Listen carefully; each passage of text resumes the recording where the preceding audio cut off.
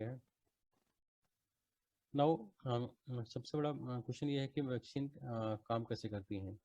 तो हमने देखा कि पूरी दुनिया में बहुत सी जो मौत होती हैं, बहुत सी इन्फेक्शियस डिसीज़ हैं जिनसे मौत होती है, लेकिन अगर हम इन्फेक्शियस डिसीज़ के अगेंस्ट में अगर वैक्सीनेशन हो गया है तो बहुत बड़ा चांस है कि वो जो है किसी इंडिविजुअल की डेथ को हम रोक सकते हैं।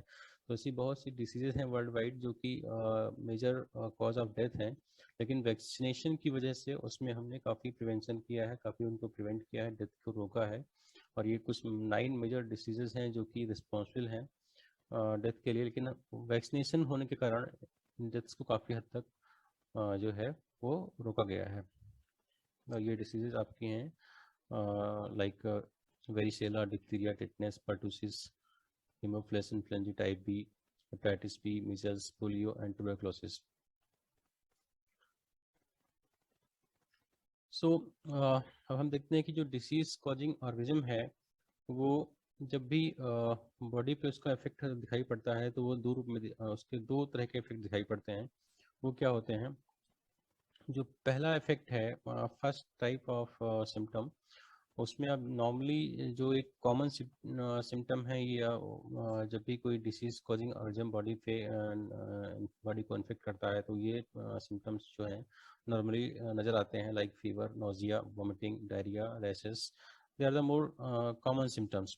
और सेकेंड टाइप ऑफ जो इफ़ेक्ट हैं, जो कोई माइक्रो ऑर्गेनिज्म बॉडी को अफेक्ट करता है तो उससे क्या रिस्पांस प्रोड्यूस होते हैं। और वो जो रिस्पांस हैं that is those underlying the immune system's response to the infection, यानी कि जब इन्फेक्शन होता है तो हमारा इम्यून सिस्टम कैसे उसको रिस्पॉन्ड करता है। तो ये उसके इफेक्ट जो हैं वो देखने को मिलते हैं, लेकिन और ये जो है लेस कॉमन होते हैं इफेक्ट। तो एक और चीज़ आप को पता होना चाहिए कि वैक्सीन जो हैं एक तरीके से थेरेपेटिक मॉलिक्यूल्स हैं जो कि इम्यून सिस्टम को टीच करते हैं, सिखाते हैं कि कैसे उसको डिसीज कॉजिंग जो भी एजेंट है उससे कैसे उसको फाइट करना है। और मोस्टली ये जो है वो बायोलॉजिकल प्रोडक्ट्स होती हैं वैक्सीन्स। वाइल अगर हम ड्रग की बात करें, ड्रग क्या है, वो किसी इन्फेक्शन को ट्रीटमेंट करने के लिए इस्तेमाल किया जाता है या फिर उसको प्रिवेंट कोई डिसीज़ है उससे प्रिवेंट करने, डिसीज़ को स्प्रेड होने से बचाने के लिए कि जो डिसीज़ है वो किसी अदर पार्ट में ना फैलने पाए, उससे बचाव के लिए ड्रग का इस्तेमाल किया था। और ड्रग्स मोस्टली जो होते हैं केमिकल होते हैं, कुछ बायोलॉजिकल ड्रग्स भी हो सकते हैं, होते हैं। सो मोस्टली जो ड्रग्स हैं उनका काम क्या होता है, वो डिसीज़ से बचाते हैं, डिसीज़ की cure from the diseases. So vaccines are biologics since they are made from living organisms. So they are biological sources से vaccines को निर्माण किया जाता है। अब हम देखते हैं कि जो वैक्सीन है उनको हम जब डिज़ाइन करते हैं तो उसका मेन पर्पज़ क्या है। जो सेकंड टाइप का जो इफेक्ट है, यानी कि जो हमारा इम्यून रिस्पांस है उसको हमको एक्टिवेट करना होता है। और हम फर्स्ट जो कॉन्सिक्वेंस यानी कि फर्स्ट जो इफेक्ट होता है जब भी कोई पैथोजन अटैक करता है तो उन रिस्पांस को हम इग्नोर करते हैं और देखते हैं कि जो सेकंड हमारा इफेक्ट है जब भी कोई पैथोजन अटैक करता है बॉडी के ऊपर, तो वो जो इफेक्ट है वो हम उसको हमको मतलब उसको तरीके से हमको हम उस इफेक्ट को हम चाहते हैं कि वो इफेक्ट जो है वो प्रोड्यूस हो। तो ये वैक्सीन जो है जनरली इसी इफेक्ट के लिए ही बनाई जाती हैं।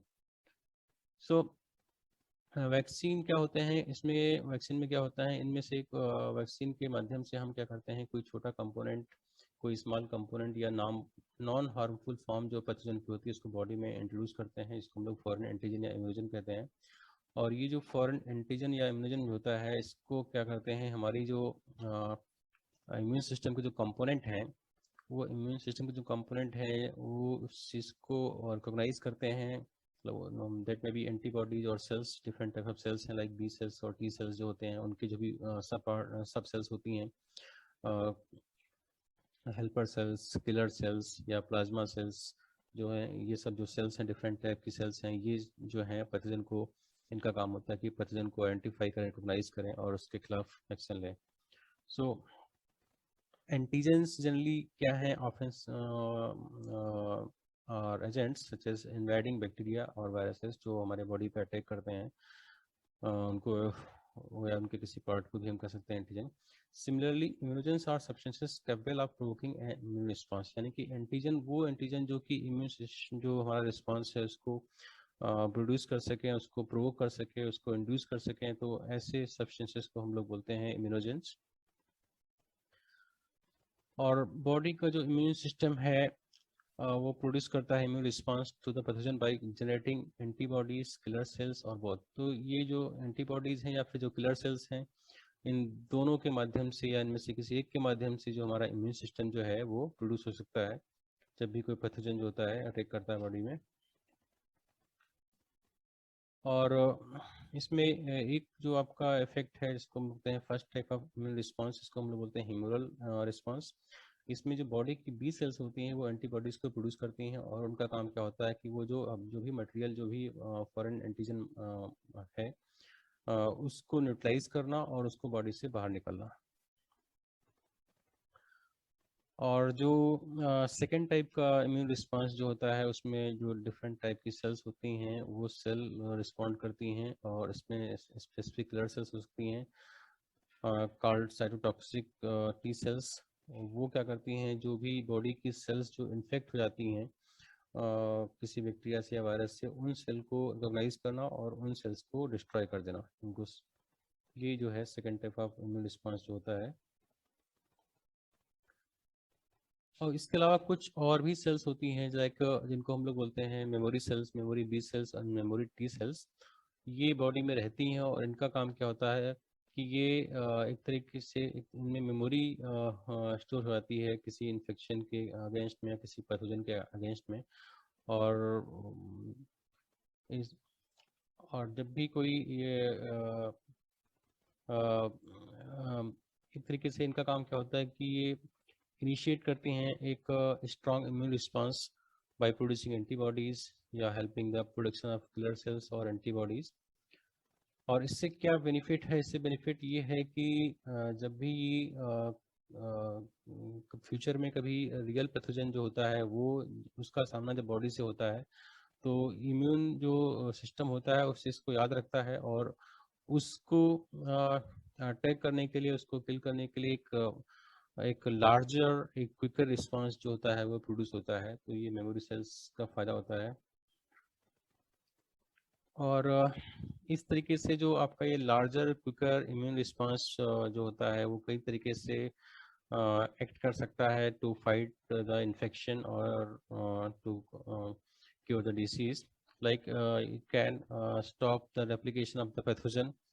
एंड सो इससे फ़ायदा क्या है कि इससे जो भी पैथोजन है उसका रेप्लिकेशन जो है उसको रोक देना, और इससे कि ये जो बाकी सेल्स हैं, दूसरी सेल्स हैं, उसको वो इन्फेक्ट ना करने पाए। दूसरा है कि ह्यूमरल रिस्पांस प्रोड्यूस करे, और उससे क्या है कि जो एंटीबॉडीज़ बने वो एंटीबॉडीज जो हैं उस पैथोजन से उसको उसको जाके किल करें, उसको न्यूट्रलाइज करें। और जो तीसरा है वो आपका सेल मेडिटेड इम्यून रिस्पांस जो होता है, जिसमें कि बॉडी की डिफरेंट सेल्स होती हैं, किलर सेल्स होती हैं, हेल्पर सेल्स होती हैं, जो कि जो इन्फेक्टेड सेल्स हैं उन सेल्स को, जो सेल्स इन्फेक्ट हो गई हैं किसी पैथोजन से, उन सेल्स को किल करना। तो इस तरीके से ये रिस्पांस प्रोड्यूस होते हैं। और थोड़ा आगे से बढ़ने से पहले हम देख लेते हैं कि जो हमारा इम्यून सिस्टम है उसमें जो इम्यूनिटी होती है वो कितने टाइप की होती है, उसमें क्या डिफरेंसेस होते हैं। लाइक जो फर्स्ट वन इम्यूनिटी आपकी है उसको बोलते हैं नॉन स्पेसिफिक इम्यूनिटी। तो ये नॉन स्पेसिफिक इम्यूनिटी जो होती है ये क्या है कि जो हमारे शरीर के कुछ बैरियर्स हैं जो कि किसी पैथोजन को बॉडी में एंटर होने से रोकते हैं, जैसे लाइक हमारा स्किन है, म्यूकस प्रोडक्शन जो है। तो ये सब क्या है, एक तरह के बैरियर हैं जो कि ये क्या करते हैं, जो भी हमारा पैथोजेनिक एजेंट है उसको बॉडी में एंटर होने से रोकना इनका काम होता है। और इसमें क्या फ़र्क ये है कि ये जो है ये पैथोजन को डिस्टिंग्विश नहीं कर पाते हैं, एक पैथोजन से दूसरे पैथोजन को डिस्क्रिमिनेट नहीं कर पाते हैं, डिस्टिंग्विश नहीं कर पाते हैं कि ये, और इनमें जो है ये क्षमता नहीं होती है। और दूसरी जो इम्यूनिटी है उसको बोलते हैं हम लोग स्पेसिफिक इम्यूनिटी। और ये जो इम्यूनिटी है इसमें क्या होता है कि ये response that is initiated by N antigen and in which the immune system remembers each antigen it has previously encountered। जब भी किसी एंटीजन के द्वारा कोई रिस्पांस इनिशिएट होता है और उस रिस्पांस को जो हमारा इम्यून सिस्टम है उसको याद रखता है, और भविष्य में अगर वही एंटीजन दोबारा फिर से उसका सामना होता है बॉडी से, तो वो उस चीज़ को याद रखता है। तो ये क्या है, स्पेसिफिक है पर्टिकुलर एंटीजन के लिए, तो that's why it is called, इसलिए इसको बोलते हैं स्पेसिफिक इम्यूनिटी। तो specific immunity can result from either active और पैसिव इम्यूनाइजेशन, यानी कि जो स्पेसिफिक इम्यूनिटी है ये दो तरीके से हो सकती है, या तो एक्टिव इम्यूनाइजेशन हुआ हो या फिर पैसिव इम्यूनाइजेशन हुआ हो। अब कैसे है इसको भी देखते हैं। एक्टिव इम्यूनिटी जो है उसमें क्या है, acquired active immunity, natural, we can say natural acquired active immunity. When person is expose to a live pathogen, जब भी किसी पैथोजन का किसी लाइव पैथोजन से एक्सपोजर होता है तो क्या होता है, डेवलप्स द डिसीज। तो उस व्यक्ति में वो डिसीज डेवलप होती है और उसमें कुछ क्लिनिकल और सब क्लिनिकल सिम्टम्स प्रोड्यूस होते हैं, and becomes immune as result of the primary immune response. अगर बॉडी का इम्यून रिस्पांस प्रोड्यूस होता है तो उस इम्यून रिस्पांस जो होता है, उस इम्यून रिस्पांस से जो है बॉडी जो है वो इम्यून उसमें इम्यूनिटी आती है। तो ये क्या है, एक तरह की एक्वायर्ड इम्यूनिटी है, नेचुरल एक्वायर्ड इम्यूनिटी, यानी कि इन्फेक्शन हुआ किसी पैथोजन से, किसी पैथोजन है पैथोजन का आमना सामना हुआ शरीर से और हमारा इम्यून सिस्टम एक्टिव हुआ, और इस तरीके से जो है नेचुरल प्रोसेस के माध्यम से जो है इम्यूनिटी डेवलप हुई। तो सेकेंड टाइप जो है, that is called artificially acquired active immunity, can be induced by A vaccine that contains the antigen. और जो ये सेकंड टाइप की जो इम्यूनिटी है, this is called artificially acquired active immunity, यानी एक्टिव इम्यूनिटी तो है ये भी, लेकिन इसको हमने आर्टिफिशियल तरीके से इसको एक्वायर किया है, यानी कि हम इसको इंट्रोड्यूस करते हैं बॉडी के अंदर।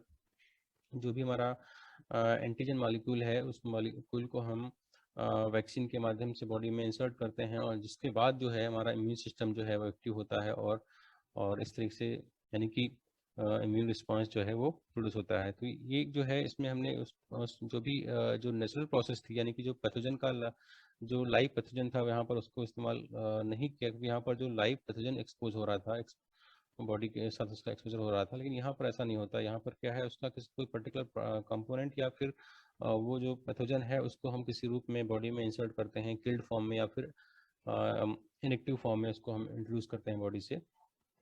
तो बॉडी जो है वो इम्यून सिस्टम, हमारा बॉडी का जो इम्यून रिस्पॉन्स है वो प्रोड्यूस होता है, और उससे हमारी जो इम्यूनिटी है वो बनती है। तो दोनों ही एक्टिव इम्यूनिटी हैं, एक जो है वो नेचुरल प्रोसेस के माध्यम से हो रही है जहाँ पर हमारा लाइव पैथोजन जो होता है वो उसका इन्वॉल्वमेंट होता है, और जो आर्टिफिशियल है उसको हम वैक्सीन के माध्यम से जो है उसको हम बॉडी में इंसर्ट करते हैं। तो एक्टिव इम्यूनिटी इस तरह से दो तरह की होती है। अब ठीक उसी तरीके से पैसिव इम्यूनिटी है वो भी दो तरह की होती है। एक को बोलते हैं नेचुरली एक्वायर्ड पैसिव इम्यूनिटी।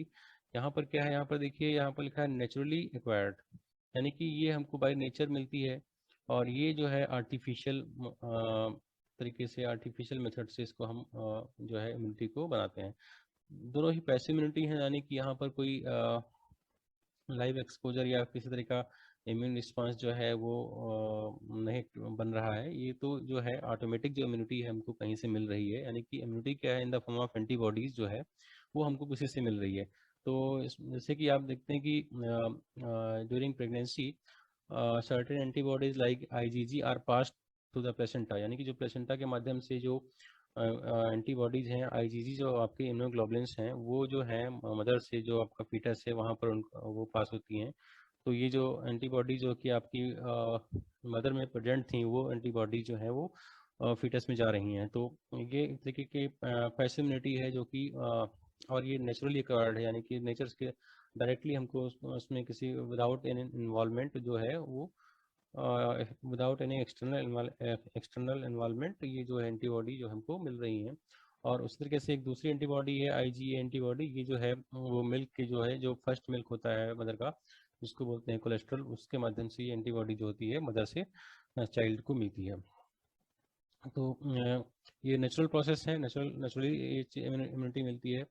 और दूसरी है वो आर्टिफिशियली एक्वायर्ड पैसिव इम्यूनिटी। यहाँ पर क्या है, आर्टिफिशियल तरीके से, यानी कि आप किसी पर्सन से जो या किसी एनिमल से जहाँ पर वो एंटीबॉडी बन रही है वहाँ से इसको आप अलग आइसोलेट करते हैं, और उसको इंजेक्शन के माध्यम से किसी इंडिविजुअल को वो एंटीबॉडीज प्रोवाइड करते हैं, और यानी कि उस जो भी आपका रेसिपिएंट है उसमें जो है वो एंटीबॉडी जो नहीं बन रही है, तो उसको डोनर से उसको रेसिपिएंट में वो एंटीबॉडीज जो है थ्रू इंजेक्शन जो है वो उनको प्रोवाइड की जाती है। तो इस तरीके से जो है एक्वायर्ड ये आर्टिफिशियल मेथड के माध्यम से उसको इम्यूनिटी को बनाया जा रहा है। तो ये आर्टिफिशियल एक्वायर्ड पैसिव इम्यूनिटी इसको बोलते हैं।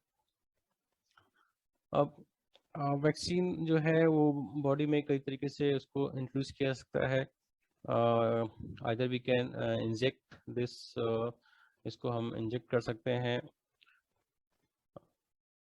Either we can inject by injection या we can introduce it orally, इसको हम ओरली भी इसको हम वैक्सीन को देते हैं या फिर इसको इनहेल करते हैं। एक तरीके, तीन तरीके तो ये हो गए इसमें से, लेकिन जो इंजेक्शन के हैं इसके भी अलग अलग मेथड होते हैं, like intramuscularly into the muscle, blood stream और under the skin. So there are different methods to administer the vaccine into the body. एक और फिनोमेना है जो इसको हम लोग बोलते हैं हर्ड इम्यूनिटी। ये हर्ड इम्यूनिटी क्या है कि हर्ड इम्यूनिटी आप इसको ऐसे समझिए कि जैसे कि जब किसी पॉपुलेशन में बहुत सारे इंडिविजुअल्स को वैक्सीन जो है वो लग जाती है, तो उससे क्या है कि जो आपका जो पैथोजन है उसके जो स्प्रेड होने के चांस हैं वो काफ़ी कम हो जाते हैं, काफ़ी लिमिटेड हो जाते हैं। और इस तरह की जो इम्यूनिटी डेवलप होती है पॉपुलेशन में उसको बोलते हैं हर्ड इम्यूनिटी और पॉपुलेशन इम्यूनिटी, और we can say indirect immunity. वो mainly it is called as herd immunity, इसका नाम दिया गया हर्ड इम्यूनिटी जब एक पॉपुलेशन में काफ़ी लोगों को वैक्सीनेशन हो जाता है और इससे जो है पैथोजन का जो चांस है, स्प्रेड होने का चांस है, वो काफ़ी कम हो जाता है। तो this is called herd immunity.